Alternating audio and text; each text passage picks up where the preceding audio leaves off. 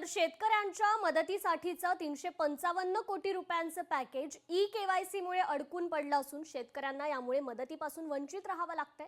या सर्व प्रकाराबाबत शेतकऱ्यांनी नाराजी व्यक्त केली असून सरकारने यामध्ये तोडगा काढण्याची मागणी शेतकऱ्यांनी केली आहे। याविषयी आढावा घेतलाय आमचे लोकशाही मराठीचे प्रतिनिधी अभय कुमार देशमुख यांनी। मदत शेतकऱ्यांपर्यंत पोहोचलेली नाही। याच विषयावरती बोलण्यासाठी आपल्यासोबत काही शेतकरी बांधव आहेत, त्यांच्याशी आपण चर्चा करूया। काय सांगाल, केवायसी जे आहे त्या प्रकरणामुळे शेतकऱ्यांना मदत मिळण्यास अडचण होते? नाही, केवायसी त्याने अगोदर खाते ज्यावेळी ओपन करतात त्यावेळी त्यांनी घेतलेले असते Aadhaar card, PAN card, mobile number वगैरे त्याने लिंक केलेला असतो। मग लिंक केल्यानंतर आता कशासाठी केवायसी किती म्हणतात?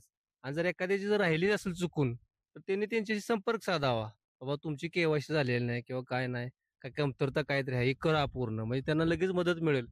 किंवा सरकारनं बाबा ह्यात काहीतरी एक मधला मार्ग काहीतरी एखादा काढावा, अशी आमची इच्छा आहे सगळ्या सर्व शेतकऱ्यांची। जास्तीत जास्त बँकेने ज्यांची कोणाची केवायसी राहिली असेल त्यांनी त्या शेतकऱ्यांना फोन करून हे करून त्यांना खात्यावर पैसे लवकर जमा करावे। ज्यांचे राहिले त्यांची केवायसी करून घ्यावी आणि लोकांची अडवणूक करू नये।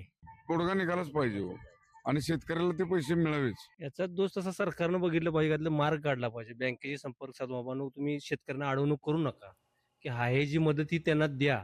अभय कुमार देशमुख, लोकशाही मराठी, कराड। लोकशाही मराठी ऐका, पहा, जागरूक रहा।